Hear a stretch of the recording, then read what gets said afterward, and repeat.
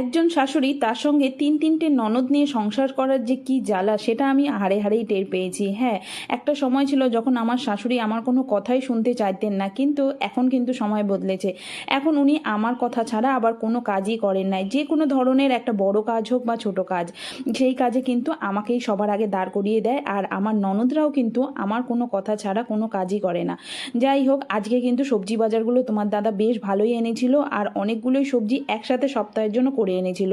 আমাকেই ভাবতে হয় যে সংসারে কি রান্না হবে, সারা সপ্তাহ কিভাবে চলবে, সংসারটা কিভাবে আগাবে, এই কথাগুলো কিন্তু আমার ওপর দিয়েই চলে আর কি, মানে আমার কথাতেই চলে। আমি একটা সময় বাড়ির ছোট ছিলাম ঠিকই, এখন বাড়ির বড় বউ হয়েছি।